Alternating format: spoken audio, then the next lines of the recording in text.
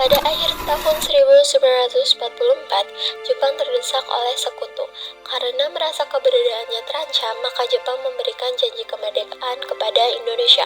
Sebagai tindak lanjut janji tersebut, maka dibentuklah BPUPKI atau Donkiritsu Jumbi Chosakai pada tanggal 1 Maret 1945 oleh Letnan Jenderal Kumakichi Harada yang bertujuan untuk mempelajari dan menyelidiki hal-hal penting yang berkaitan tentang pembukaan negara Indonesia merdeka.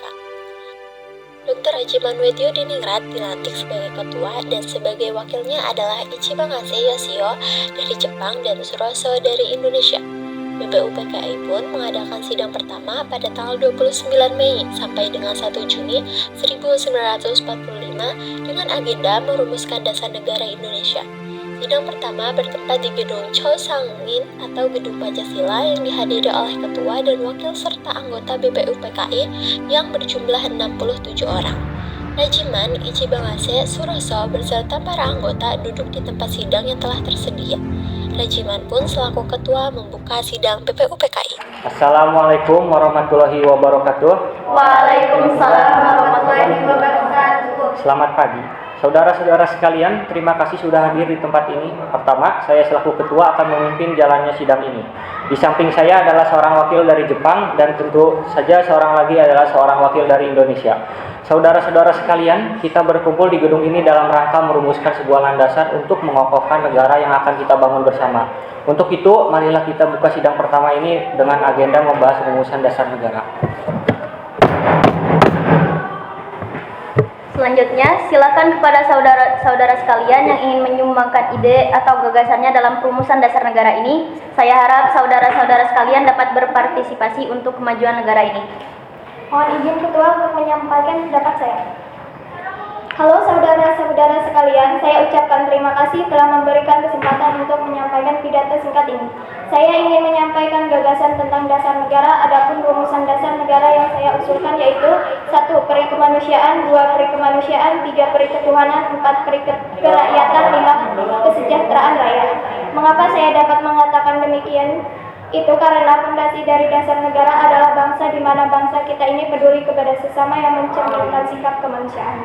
Sikap bangsa ini kita pula yang memegang teguh toleransi dalam beragama. Hal ini merupakan cerminan dari peri ketuhanan dan juga rakyat kita ini merupakan rakyat yang suka kebersamaan sehingga hal ini dapat mewujudkan kesejahteraan rakyat.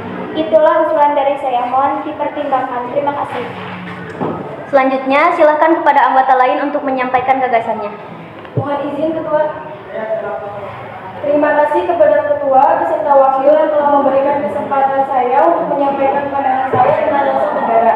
Adapun usulan yang saya rumuskan diantaranya 1. Persatuan, 2. Kekeluargaan, 3. Keseimbangan lahir dan batin, 4. Musyawarah, 5. Keadilan rakyat. Demikian gagasan yang saya sampaikan, mohon untuk dipertimbangkan. Terima kasih. Silakan anggota lain untuk menyampaikan gagasannya tentang dasar negara.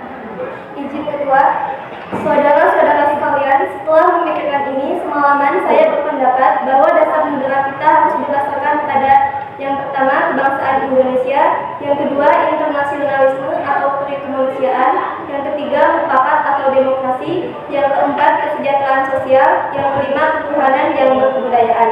Saudara-saudara, dasar-dasar negara telah saya usulkan. Usulnya ada 5 dan saya memberi usul untuk memberi nama kelima dasar negara tersebut adalah Pancadharma. Namun, nama Pancadharma ternyata tidak tepat di sini karena Dharma berarti kewajiban, sedangkan kita membicarakan dasar setelah mendapat saran dan petunjuk dari seorang teman kita yang ahli bahasa. Akhirnya, saya memberikan nama kelima dasar negara ini yaitu Pancasila. Panca yang berarti 5 dan sila artinya asas atau dasar. Di atas kelima dasar itulah kita mendirikan negara Indonesia kekal dan abadi. Barangkali ada saudara-saudara yang tidak suka akan bilangan yang 5 itu, saya boleh keras sehingga tinggal 3 aja disebut trisila, yaitu sosionalisme, sosiodemokrasi, dan ketuhanan. Dan jika saya keras lagi menjadi 1, maka dinamakan sosionalisme. Apakah saudara-saudara sekalian setuju dengan usulan saya? Silakan kemukakan pendapat Anda. Terima kasih. Itulah rumusan menurut saya. Bagaimana Pak Ketua, apakah usulan Pancasila dan atau Trisila ini dapat diterima? Baiklah, silakan kepada para hadirin anggota sidang untuk menyampaikan pendapat tentang usulan nama Pancasila yang disampaikan oleh Pak Insinyur Soekarno. Mohon izin Ketua, saya selaku perwakilan dari para anggota sidang menyatakan setuju dengan nama Pancasila yang diusulkan oleh Bapak Soekarno tadi. Baiklah, ternyata para anggota sepakat untuk menyetujui pemberian nama dasar negara yang disampaikan oleh Pak Soekarno, yaitu Pancasila. Saya rasa usulan nama yang diberikan Pak Soekarno ada benarnya. Hadirin, ada beberapa hal yang akan saya disampaikan oleh wakil dari Jepang. Silakan Mr. Ishibangase. Ohayo gozaimasu, selamat siang pada para hadirin yang ada di sini. Saya menyaksikan jalannya sidang dari awal sampai akhir dan menyimak juga poin-poin yang para hadirin berikan. Saya hanya ingin menyampaikan kalau saya itu setuju dengan hasil rumusan tersebut yang telah disampaikan oleh para hadirin dan selanjutnya akan dipertegas lagi oleh ketua. Itu saja yang saya ingin sampaikan. Arigatou gozaimasu. Terima kasih kepada Mr. Ichibangase yang telah menyampaikan sambutan sebagai perwakilan dari Jepang. Saudara-saudara sekalian, tadi kita sudah menyimak bagaimana pandangan tentang dasar negara yang telah disampaikan oleh Mr. Muhammad Yamin, Dr. Supomo, dan Pak Soekarno. Nama dasar negara pun sudah kita sepakati, yaitu Pancasila. Namun, mengenai rumusan resmi dasar negara Pancasila tersebut akan dibahas lebih lanjut oleh Panitia 9. Dengan demikian, sidang pertama BPUPKI dengan agenda rumusan dasar negara kita akhiri sampai di sini. Sidang BPUPKI pertama pada tanggal 29 Mei hingga 1 Juni tahun 1945 dengan agenda merumuskan dasar negara telah berakhir. Selanjutnya, dasar negara tersebut dibahas dalam sidang yang dilakukan oleh Panitia 9 dengan ketua dipilih Insinyur Soekarno yang anggotanya terdiri dari Dr. Andes Muhammad Hatta, Maramis, Abdul Kahar Muzakir, Ahmad Subarjo, Muhammad Yamin, Haji Agus Salim, Kiai Haji Wahid Hashim, dan Abi Kusno Cokrosojoso. Panitia 9 menghabiskan sebuah rumusan dasar negara yang terdapat di dalam pembukaan Piagam Jakarta atau yang lebih dikenal dengan Jakarta Charter pada tanggal 10 sampai 17 Juli tahun 1945 atau 1 bulan sebelum dibacakannya teks proklamasi. Diadakan sidang kedua oleh BPUPKI.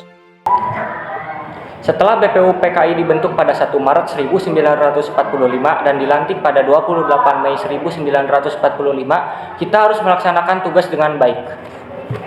Benar kata Rajiman, kita harus merumuskan dasar negara dan hukum dasar negara. Lagi pula Jepang telah menjanjikan kemerdekaan pada tanggal 7 September 1944 dan 29 Mei 1945. Benar Maramis, walaupun pada sidang 1 lalu Muhammad Yamin, Mr. Supomo, dan Insinyur Soekarno telah merumuskan dasar negara, kita tetap harus membuat keputusan akhir. Yang selesai keputusan atas dasar negara kebangsaan Republik Indonesia oleh Muhammad Yamin pada 29 Mei 1945. Bagaimana isinya Muhammad? Ya begini Pak Soekarno, 1 peri kebangsaan, 2 peri kemanusiaan, 3 peri ketuhanan, 4 peri kerakyatan, 5 kesejahteraan rakyat. Lalu Supomo mengusulkan konsep dasar negara pada 31 Mei 1945, bukan?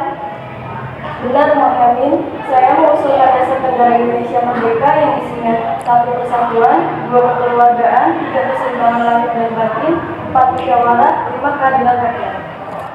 Sedangkan saya mengusulkan Pancasila yang isinya yang pertama nasionalisme, yang kedua internasionalisme, yang ketiga mufakat dan demokrasi, keempat kesejahteraan sosial, kelima ketuhanan dan kebudayaan. Baiklah, sekarang untuk melanjutkan sidang kedua yang kemarin sempat tertinggal, kita membutuhkan laporan hasil kerja panitia perancang undang-undang yang telah dibentuk pada sidang kedua lalu. Soekarno? Tentu panitia telah merumuskan pernyataan Indonesia Merdeka, pembukaan Undang-Undang Dasar, dan batang tubuh Undang-Undang Dasar.